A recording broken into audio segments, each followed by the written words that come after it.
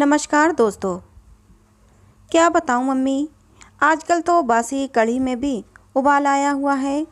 जब से पापा जी रिटायर हुए हैं, दोनों लोग फिल्मी हीरो हीरोइन की तरह दिन भर अपने बगीचे में ही झूले पर विराजमान रहते हैं। न अपने बालों की सफ़ेदी का लिहाज है, न बहू बेटे का। इस उम्र में दोनों मेरी और नवीन की बराबरी कर रहे हैं। ठीक है माँ, मैं आपसे बाद में बात करती हूँ। शायद सासू माँ आ रही हैं। सासू माँ ने बहू की बातें कमरे के बाहर सुन ली थीं, पर नज़रअंदाज करते हुए चाय सोनम को दे दी। सासू माँ बहू सोनम को चाय देने के बाद अपने पतिदेव अशोक जी के लिए चाय ले जाने लगीं। ऐसा देखकर बहू सोनम के चेहरे पर व्यंग्यात्मक मुस्कान तैर गई, पर सासू माँ समझदारी दिखाते हुए बहू की इस नाजायज हरकत को नज़रअंदाज करते हुए सिर झुकाए वहाँ से निकल गईं। पति के रिटायर होने के बाद कुछ दिन से उनकी यही दिनचर्या हो गई थी। आजकल सासू माँ प्रभा जी अपने पतिदेव अशोक जी को उनकी इच्छा अनुसार अच्छे से तैयार होकर अपने घर के सबसे खूबसूरत हिस्से में अपने पतिदेव के साथ झूले में बैठकर उनको कंपनी देती थीं। प्रभा जी ने सारी उम्र तो अपने बच्चों के लिए लगा दी। कोठीनुमा घर अशोक और प्रभा का जीवन भर का सपना था, जो उन्होंने बड़ी कड़ी मेहनत से साकार किया था। कोठी के एक तरफ उन्होंने एक बगीचा बनाया था। बड़ा ही सुंदर मनमोहक बगीचा था। हर तरफ हरियाली ही हरियाली थी। ऐसे मनमोहक वातावरण में वहाँ पर लगा झूला मन को असीम शांति प्रदान करता। पहले वो और अशोक इस मनमोहक जगह में कम समय के लिए ही बैठ पाते थे। फिर वहाँ अनमनी होती तो अशोक बड़े जिंदा दिल शब्दों में कहते, पार्टनर, रिटायरमेंट के बाद हम दोनों मिलकर इस झूले पर बैठेंगे और साथ में खाना भी खाएंगे। आपकी हर शिकायत को हम दूर कर देंगे। फिलहाल हमें अपने बच्चों के लिए जीना है। दोनों को बच्चों के करियर पर बहुत कुछ बलिदान करना पड़ा। खैर, अब बेटा एक अच्छी नौकरी से लग गया था और बेटी भी अपने घर की हो चुकी थी। रिटायरमेंट के बाद घर में थोड़ी रौनक रहने लगी थी। अशोक जी को भी घर में रहना अच्छा लग रहा था।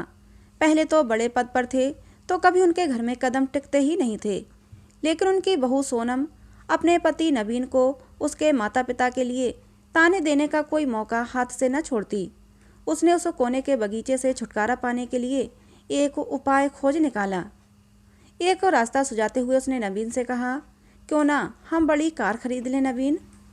आइडिया तो अच्छा है, पर रखेंगे कहाँ?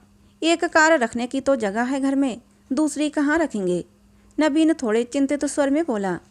जगह तो है ना, वो तुम्हारा गार्डन, जहाँ आजकल दोनों लवर्स बैठते रहते हैं। सोनम व्यंग्यात्मक स्वर में बोली। थोड़ा तमीज़ से बात करो, नवीन क्रोध से बोला। लेकिन फिर भी सोनम ने अपने पति को पापा जी से बात करने का मन बना ही लिया। अगले दिन नवीन कुछ कार की तस्वीरों के साथ शाम को अपने पिता के पास आया और बोला, पापा, मैं और सोनम एक बड़ी गाड़ी खरीदना चाहते हैं। पर बेटा, एक बड़ी गाड़ी तो घर में पहले से ही है, फिर उस नई गाड़ी को हम रखेंगे कहाँ? अशोक जी ने प्रश्न किया। ये जो बगीचा है ना, इसे गैराज बनवा लेंगे। वैसे भी सोनम से तो इसकी देखभाल होती नहीं, और मम्मी कब तक देखभाल करेंगी? इन पेड़ों को कटवाना ही ठीक रहेगा। वैसे भी ये जड़ें मजबूत कर घर की दीवारों को कमज़ोर कर रहे हैं। ये सुनकर प्रभा तो वहीं कुर्सी पर सीना पकड़कर बैठ गईं। अशोक जी ने क्रोध को काबू करते हुए बोले, मुझे तुम्हारी माँ से भी बात करके थोड़ा सोचने का मौका मिलना चाहिए। क्या पापा, मम्मी से क्या पूछना? वैसे भी इस जगह का इस्तेमाल भी इतना कोई ज़रूरी नहीं है। नवीन थोड़ा चिढ़कर बोला, आप दोनों दिन भर इस जगह बगैर कुछ सोचे समझे 4 लोगों का लिहाज किए बगैर बैठे रहते हैं। आपको तो किसी की परवाह नहीं, बस साथ साथ बैठे रहते हैं। अब आप दोनों कोई बच्चे तो नहीं हो, लेकिन आप दोनों ने दिन भर झूले पर साथ बैठने का रिवाज बना लिया है और ये भी नहीं सोचते कि 4 लोग क्या कहेंगे। इस उम्र में मम्मी के साथ बैठने की बजाय आप अपने उम्र की लोगों में उठा बैठा करें तो वो ज़्यादा अच्छा लगेगा, ना कि ये सब। और फिर वो दंदनाता हुआ अंदर चला गया। अंदर सोनम की भी बड़बड़ाहट जारी थी। अशोक जी कड़वी सच्चाई का एहसास कर रहे थे, पर आज की बात से तो उनके साथ प्रभा जी भी सन्न रह गईं। अपने बेटे के मुंह से ऐसी बातें सुनकर दोनों का दिल भर आया और दिल टूट भी गया। रिटायरमेंट को अभी कुछ ही समय हुआ था, जो थोड़ा सुकून से भी गुजरा था। पहले की जिंदगी तो भागम भाग में ही निकल गई थी, बच्चों के लिए सुख साधन जुटाने में ही निकल गई थी। अशोक और प्रभा जी बहुत उदास थे। पूरी रात उन्हें नींद न आई, पूरी रात बेचैनी में बीती। कुछ सोचते रहे, कुछ समझते रहे और कुछ योजना बनाते रहे। लेकिन सुबह जब वे उठे तो बड़े शांत और प्रसन्न थे। वे रसोई में गए और खुद चाय बनाई। कमरे में आकर पहला कप अपनी पत्नी प्रभा को दिया और दूसरा कप खुद पीने लगे। आपने क्या सोचा? प्रभा ने रोहा से लहजे में कहा। मैं सब ठीक कर दूंगा, तुम परेशान मत हो। लेकिन प्रभा जी बहुत ज़्यादा परेशान थीं। उस दिन वो पौधों में पानी देने के लिए भी ना निकलीं और ना ही किसी से कोई बात की। दिन भर सब सामान्य रहा, लेकिन शाम को अपने घर के बाहर टू लेट का बोर्ड टंगा देख नवीन भौचंका स्वर में अशोक से प्रश्न करने लगा। पापा, माना कि घर बड़ा है, पर ये टू लेट का बोर्ड किस लिए? अगले महीने मेरे स्टाफ के मिस्टर गुप्ता रिटायर हो रहे हैं, वो इसी घर में आकर रहेंगे। अशोक जी ने बहुत ही शांति से जवाब दिया। पर कहाँ? नवीन बोला। तुम्हारे पोर्शन में, अशोक जी ने सामान्य स्वर में उत्तर दिया। नवीन का स्वर अब हकलाने लगा था। और हम कहाँ रहेंगे? तुम्हें मैंने इस लायक बना दिया है। 2-3 महीने में कोई फ्लैट देख लेना या फिर कंपनी के फ्लैट में रह लेना, जहाँ तुम्हारी उम्र के लोग होंगे, जहाँ तुम आसानी से रह सकोगे। अशोक जी ने एक एक लफ्ज को चबाते हुए कहा। हम दोनों भी अपनी उम्र के लोगों में उठेंगे बैठेंगे। तुम्हारी माँ की सारी उम्र सबका लिहाज करने में निकल गई, कभी बुजुर्ग तो कभी बच्चे। अब लिहाज की सीख तुम सबसे लेना रह गई थी। पापा, मेरा वो मतलब नहीं था। नवीन सिर झुकाकर बोला।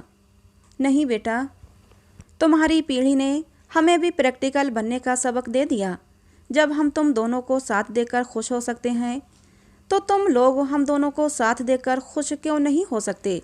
जब हम पति पत्नी प्यार से साथ में बैठते हैं, तो तुम्हें शर्म क्यों आती है?